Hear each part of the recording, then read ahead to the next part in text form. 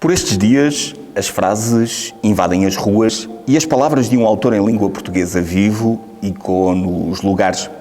Penafiel está contaminada com literatura em todos os cantos e recantos e das mais variadas formas.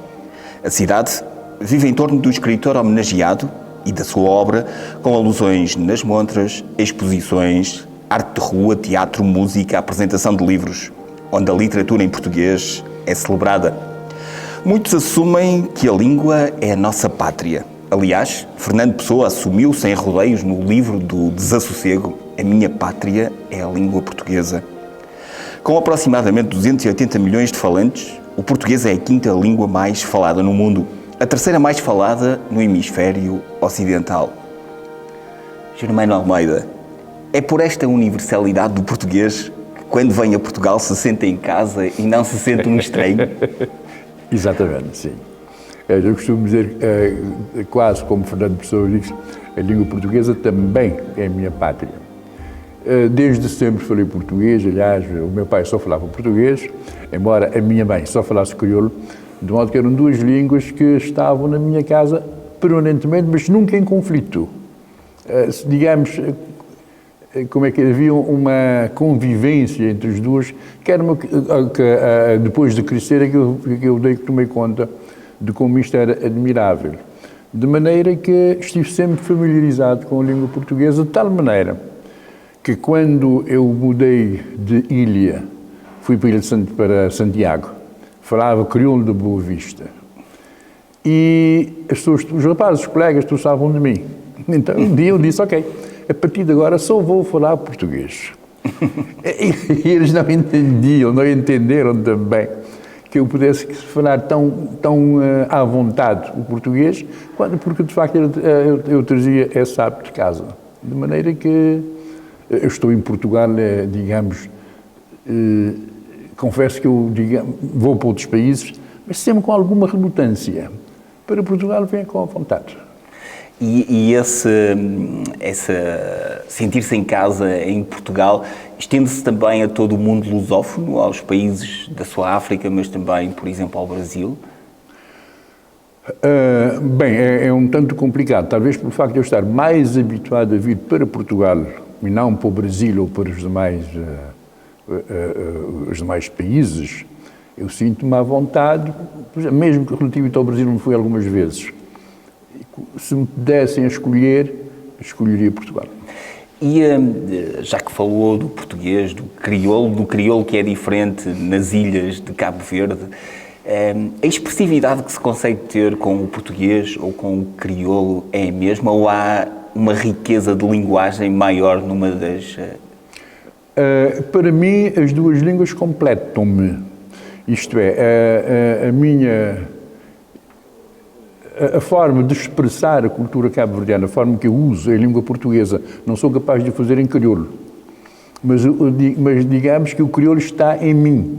Então, quando eu escrevo, eu tenho uma amiga que normalmente lê os meus livros antes de publicar, e ela às vezes diz, espera lá, isto é crioulo em português. Procura o sinónimo do crioulo em português? Isto é crioulo em português. E consegue sempre, ou por vezes tem que ficar uma palavra em crioulo? Não, porque eu digo, depende dos personagens que eu estou a criar. Se eu crio, por exemplo, um homem culto, um fulano com um curso superior, ele fala um português, aliás, que a gente chama português de primeira. O povo, em geral, quando expressa, tem que expressar em português, mete muitas palavras em crioulo, a portuguesa, muitas palavras em crioulo. É isto que eu sou obrigado a fazer se não quero destoar dos personagens. Em que medida o português contribuiu para o desenvolvimento de Cabo Verde? Fortemente, aliás, digamos, neste momento, felizmente, já não. Há uns anos atrás havia uma grande polémica, porque nós tínhamos de ter o crioulo como língua. Eu fartei de batalhar, nós temos que ter o português como língua, temos que insistir na aprendizagem da língua portuguesa, porque o português é que nos põe em contacto com o mundo, que nos põe em contacto com os demais países de língua portuguesa. É em português que nós podemos competir. Se formos com o crioulo, estamos sozinhos. Bom, muitos me chamaram de traidor. E achavam, pois, é um português que está a falar. Eu digo, por acaso não tenho nacionalidade portuguesa. de onde é que estou à vontade, digamos. A minha ligação com Portugal não passou pela necessidade de ter nacionalidade. Mas eu sempre disse, não, nós precisamos da língua portuguesa. Neste momento, felizmente, que as autoridades tomaram consciência dessa necessidade e já se exige nas escolas a aprendizagem a sério de português. Porquê? Antes da independência, os alunos cabo-verdianos que iam para o estrangeiro, digamos, eram valorizados, porque eram bons alunos, ocupavam sempre os primeiros lugares. Nos últimos tempos, no Brasil começou-se a exigir que os cabo-verdianos fizessem prova de domínio da língua portuguesa antes de entrarem na universidade. Isto é uma vergonha. Não podemos aceitar uma coisa dessas. Então, neste momento, de facto, já voltamos outra vez a aprender o português na escola como língua segunda. Eu andava a insistir, temos que ensinar o português como língua estrangeira. E as pessoas pegam nisto e dizem, não, tal, português língua estrangeira.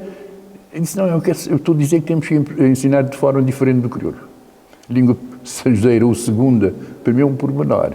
O que importa é a gente ensinar o português para que os nossos alunos dominem a língua de forma superior para poderem competir. Como é que Portugal e o português o marcaram? Foi quando veio para Portugal fazer os seus estudos universitários? Não percebi. Portugal e o português marcaram-no mais a partir do momento em que veio para Portugal, para a universidade? Não, porque eu já tinha estudado cá na tropa. Eu fiz, como já na altura tinha o 5º ano, portanto mandaram para a Escola de Sargentos. Estive aqui passei por Lisboa, fui para Tavira, depois fui para Évora, depois voltei para Lisboa e daí então mandaram para Angola. De maneira que não me era de todo estranho, já tinha alguma ideia de português. Agora, a primeira vez que eu vim, efetivamente, é chegar numa terra estranha, até nos pequenos hábitos. Eu me lembro que da tropa, uma vez por qualquer razão, entornei a um colega a sua caneca de vinho e ele disse-me um palavrão. Eu levantei-me para brigar com ele, a soco. Ele não reagiu, ficou a olhar para mim espantado, por causa da minha violência. E porquê? Porque nem em Cabo Verde, quando um fulano manda o outro um palavrão, está desafiado para brigar. Eu pensava que era uma coisa que não. Formou-se como advogado, tornou-se Procurador-Geral da República. Como é que o exercício destas funções judiciais o moldaram? Também acabaram por contribuir para aquilo que escreve? Muito. Eu estive há alguns anos como procurador. A Procuradoria, na altura, já não é assim, mas na altura a Procuradoria eu costumava chamar aquilo o caixote de lixo da sociedade. Tudo iria lá parar, todas as questões, fossem criminais, fossem cíveis, fossem aquilo que chama agora violência baseada no género, tudo ia lá parar e era o procurador que tinha que resolver, que as pessoas não entendiam que o procurador não resolvesse.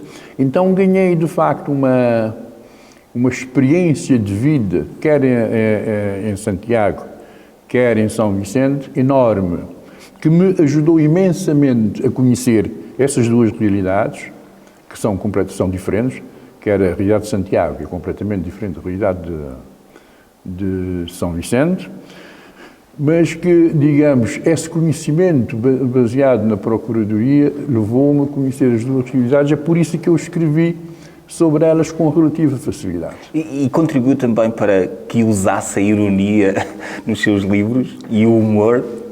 Eu acho que a ironia é mais uma questão pessoal. Eu costumo dizer, quando me perguntam que escritores te influenciaram, eu respondo, nem sequer digo que me tenham influenciado, mas digo que são os escritores de quem mais gostei, começando por essa de Queiroz, depois Jorge Amado e depois Garcia Marques. Aliás, eu retenho uma frase sua que diz: o Garcia Marques ensinou-me tudo o que se pode tornar um tema literário, o Essa ensinou-me o prazer da linguagem, o Jorge Amado ensinou-me a ver a minha gente uma forma de olhar sobre as pessoas comuns. Muito bem, eu disse isto tudo, ótimo. porque é mesmo verdade. Esses 3 escritores, digamos, marcaram a minha forma de ver o mundo. Aprendi com eles, efetivamente, a ver o mundo. De maneira que não foi difícil, digamos, escrever com humor. Por outro lado, também, digamos, a realidade cabo-verdiana, o homem cabo-verdiano é muito bem-humorado. Muito bem-humorado, embora... aliás, eu dei muito bem com o Dr. Baltazar, que era um homem de grande humor, mas cujo humor não se retratava na sua literatura. Uma vez questionei-o sobre isto, e ele disse, não, Germano, livro é coisa séria. Eu disse, não é, livro é vida, não pode ser. E é a vida cotidiana? Os livros são a vida cotidiana? Porque diz que escreve sobre aquilo que vê, sobre a sua aldeia, sobre as suas ruas. Exatamente, porque as pessoas dizem-me, os teus livros têm muitos palavrões. Digo, eu não uso palavrão na minha vida comum, mas as pessoas muitas das pessoas de quem escrevo usam muito palavrão. Se eu não usasse, estaria a desvirtuar completamente a realidade. Mas as suas personagens, diz que encontra as suas personagens na rua, quando anda nas ruas de Cabo Verde. As suas personagens identificam-se com uma determinada pessoa ou são características de múltiplas pessoas que depois junta numa única? Não, são características... Eu costumo dizer que uma pessoa só não dá um personagem. Tem que ser muitas pessoas a dar personagem. Agora, o personagem que a gente cria tem que ser verosímil com toda a realidade. Eu gosto de usar... eu gosto da seguinte expressão que eu uso sobre mim e a minha realidade. Eu digo, reconheço-me naquilo, as pessoas reconhecem naquilo que eu escrevo e aceitam-me. Há um problema de aceitação da minha escrita. As pessoas identificam-se, mas não necessariamente elas. Muitas vezes as pessoas dizem, aliás, em Cabo Verde é um hábito muito interessante, quando eu publico um livro, as pessoas vão procurar quem é o personagem, quem é a pessoa, mais propriamente, que eu estou a retratar. E, é fulano tal, mas também não é tudo, pode ser Beltrano, Cicrano, tudo por aí fora. E às vezes questionam-me, eu digo, mas espera, procura-te lá também, porque é muito natural que estejas também. Então, há tempos aconteceu-me, quando publiquei o Mar da Laginha, um fulano, meu amigo, foi questionar-me sobre os personagens e eu disse, mas espera, tu também estás lá. Ele disse, não, eu já li o livro 2 vezes, não me vi. Ele disse, procura bem. A terceira vez ele disse-me, afinal estou lá mesmo. Disse, muito bem, a verdade é que ele não está. Na escritaria, no festival literário em que estamos aqui em Penafiel, é o autor homenageado e apresenta o seu livro mais recente, A Confissão e a Culpa, que é um último volume da sua trilogia do Mindelo, e que diz que responde a um pedido dos leitores que precisavam saber mais. É um ouvinte atento dos seus leitores? Ouve as críticas e responde aos pedidos dos seus leitores? Não, de forma nenhuma. Quando eu digo isso é uma questão de, como é que é dizer, arranjar um argumento para responder à questão. De facto, a trilogia do Mindelo nasceu quando escrevi o primeiro volume, não pensava escrever o segundo. Naquele caso, os personagens não me abandonaram, porque quando a gente está a escrever um livro, os personagens não viram pessoas. Claro, quando acaba o livro, há como que um momento de luto para o autor, até desprender-se daqueles personagens para pensar noutras coisas, eventualmente em outras que pode criar. Naquele caso concreto, dei o livro por terminado, os personagens mantiveram-se a mim. E como se me dissesse, agora vamos jantar. E o livro começa, o segundo volume começa exatamente com um jantar, porque mantiveram-se todos presentes. E resolvi então escrever continuei a escrever sobre eles e apareceu o segundo volume. No terceiro, também não tinha pensado nisto, mas as pessoas começaram a dizer, mas a gente fica sempre sem saber porque é que o homem matou. Eu digo, então se calhar a gente vou pensar numa razão, porque quando ele matou para mim, não havia nenhuma razão. Então vou pensar numa razão para ele ter matado.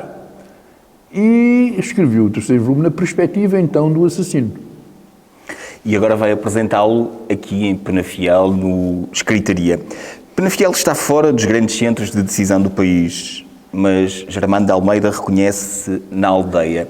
O mundo globalizado, onde pode a cada instante saber o que acontece em qualquer lugar do mundo, fascina-o ou a aldeia continua a ser o seu centro? A aldeia continua a ser o meu centro. Aliás, eu estou convencido que quando mais o mundo se globaliza, mais nos fixamos no nosso centro. E porque, aliás, eu costumo dizer, de certa forma, com algum reacionarismo, isso, eu sou um homem da Boa Vista.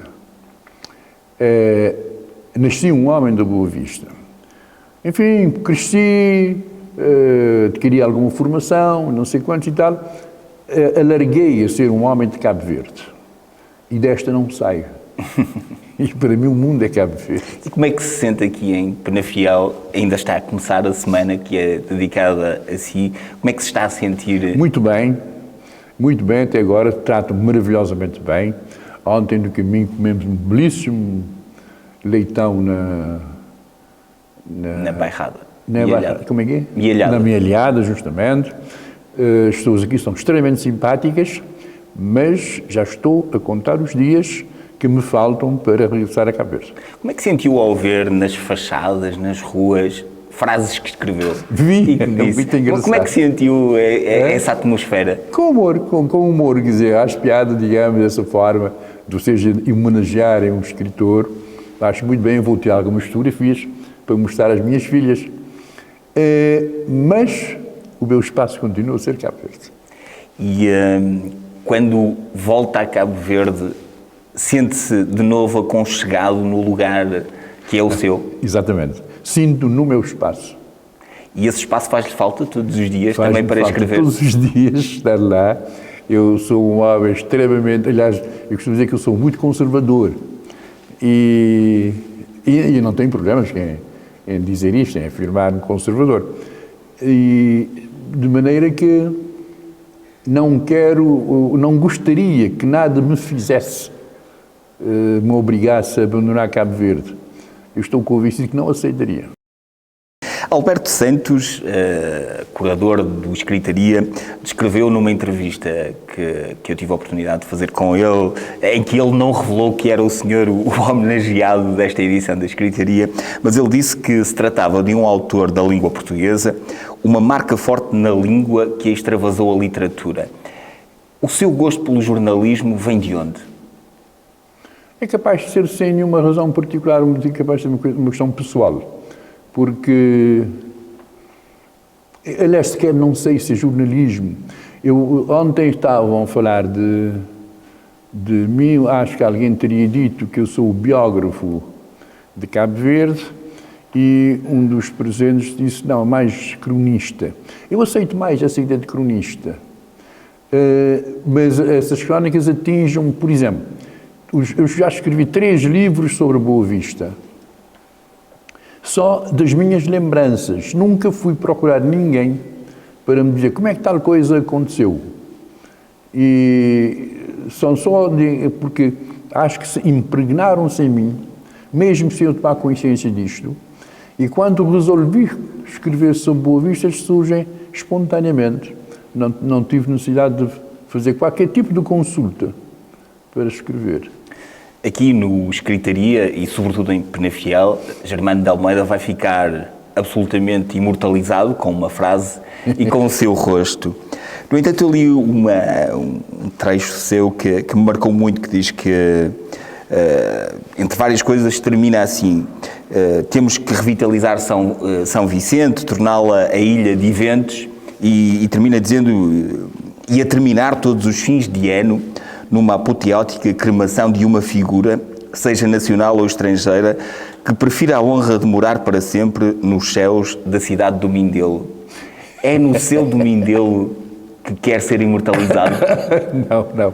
Isto acho que é a personagem, a viúva do escritor.